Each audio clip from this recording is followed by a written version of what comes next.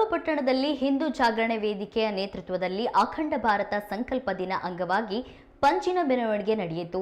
ಖಾಸಗಿ ಬಸ್ ನಿಲ್ದಾಣದಿಂದ ಆರಂಭಗೊಂಡ ಪಂಚಿನ ಮೆರವಣಿಗೆ ಮುಖ್ಯ ಬೀದಿಗಳಲ್ಲಿ ಸಾಗಿ ನಂತರ ತಾಲೂಕಿನ ಆರಾಧ್ಯ ದೈವ ಶ್ರೀ ರಂಗನಾಥ ದೇವಾಲಯ ಆವರಣದಲ್ಲಿ ಸಭಾ ಕಾರ್ಯಕ್ರಮ ನಡೆಸಲಾಯಿತು. ಮೆರವಣಿಗೆಯಲ್ಲಿ 100ಕ್ಕೂ ಅಧಿಕ ಮಂದಿ ಭಾಗಿಯಾಗಿದ್ದರು. ಜೈಕಾರ ಇದರ ನಡುವೆ ಕೇಸರಿ ಬಾವುಟಗಳನ್ನು ಹಿಡಿದು ಕಾರ್ಯಕರ್ತರು ಸಾಗಿದರು. ಭಾರತ ಮಾತೆಗೆ ಹೂವನ್ನ ಅರ್ಪಿಸುವ ಮೂಲಕ ಪಂಚಿನ ಮೆರವಣಿಗೆಗೆ ಘನಬಸವ ಶಿವಾಚಾರ್ಯರು ಹಿರೇಮಠ ಜಡೆಸ್ವಾಮಿಗಳು ಚಾಲನೆ ನೀಡಿದರು. ನಮ್ಗೆಲ್ಲರಿಗೂ ಸಹಿತ ಆ ವಿಜಯ ಪ್ರಾಪ್ತಿಯಾಗಲಿ ಅನ್ನುವಂತ ಮಾತನ್ನ ಈ ಸಂದರ್ಭದಲ್ಲಿ ಹೇಳ್ತಾ ನಾವು ಈ ಏನು ಪಂಜಿನ ಮೆರವಣಿಗೆಗೆ ಚಾಲನೆಯನ್ನ ಕೊಡ್ತಾ ಇದ್ದೇವೆ. ಎಲ್ರಿಗೂ ಒಳ್ಳೆಯದಾಗಲಿ, ಶುಭವಾಗಲಿ.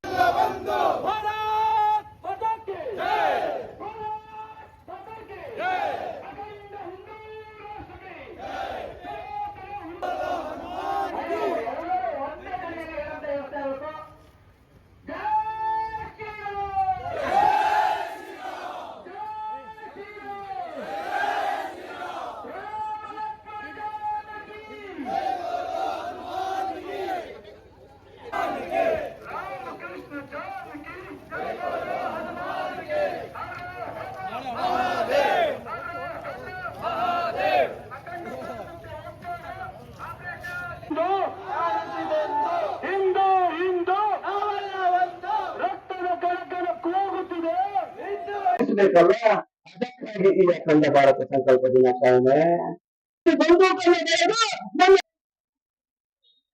ನಾನು ಅಖಂಡ ಭಾರತ ಸಂಕಲ್ಪ ಯಾತ್ರೆ ಇವತ್ತು ಮಳೆಯ ನಡುವೆನೂ ಯಶಸ್ವಿಯಾಗಿದೆ. ನಾವೆಲ್ಲ ರಾಷ್ಟ್ರಭಕ್ತ ಹಿಂದೂಗಳು ಸೇರಿ ಇದನ್ನ ಒಂದು ಜಾಗೃತಿಯ ರೂಪದಲ್ಲಿ ಈ ಕಾರ್ಯಕ್ರಮವನ್ನ ಮಾಡಿದ್ದೀವಿ. ಹಿಂದೂಸ್ತಾನ ಅಂತಕ್ಕಂಥದ್ದು ಹಿಂದೂಸ್ತಾನ, ಸಿಂಧು ನದಿಯ ಆಚೆಗೆ ಅಂದ್ರೆ ಸಿಂಧು ನದಿಯ ಈಚೆಗೆ ಇರ್ತಕ್ಕಂಥ ಜಾಗವನ್ನ ಪರಕೀಯರು ಹಿಂದೂಸ್ತಾನ್ ಅಂತ ಕರೆದ್ರು. ಆದ್ರೆ ಇದು ನಮ್ಮ ಪುರಾಣಗಳಲ್ಲಿ, ನಮ್ಮ ಸಂಸ್ಕೃತಿಯಲ್ಲಿ, ನಮ್ಮ ಪರಂಪರೆಯಲ್ಲಿ ಇದು ಭರತ ವರ್ಷ ಅಥವಾ ಜಂಬೂ ದ್ವೀಪ ಅಂತ ಕರೆಸ್ಕೊಂಡಿರುವಂತದ್ದನ್ನ ನಾವು ಕಾಣ್ತೀವಿ. ಪರ್ಷಿಯಾ ದೇಶದ ತುದಿಯಿಂದ ಆಫ್ಘಾನಿಸ್ತಾನದಿಂದ ಇವತ್ತಿನ ಪಾಕಿಸ್ತಾನವನ್ನು ಒಳಗೊಂಡು Bharat, Bangladesh, Burma, Indonesia, Cambodia, Malaysia, Singapore ಇವನ್ನೆಲ್ಲ ಒಳಗೊಂಡಿರ್ತಕ್ಕಂಥದ್ದು ಅಖಂಡ ಭಾರತ.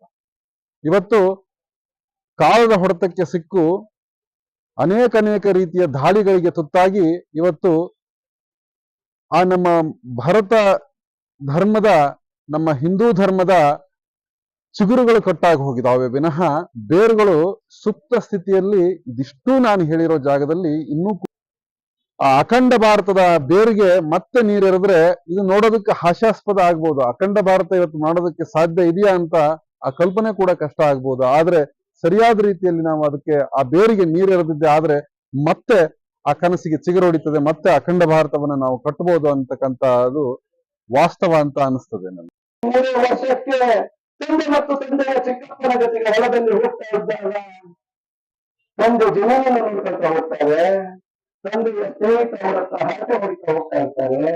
ಮಗು ಭಗತ್ ಆ ಗದ್ದೆಯಲ್ಲಿ ಬಿದ್ದಿರುವ ಮಾವಿನ ತೋಪಿನ ಕಟಿಗಿನ ತುಂಡುಗಳನ್ನು ನೆಡ್ತಾ ಇರ್ತಾರೆ. ಮಗು ನೀನು ಏನು ಮಾಡ್ತಾ ಇದೀಯ ಕೇಳಿದಾಗ ಭಗತರ ಹೇಳ್ತಾರಲ್ಲ,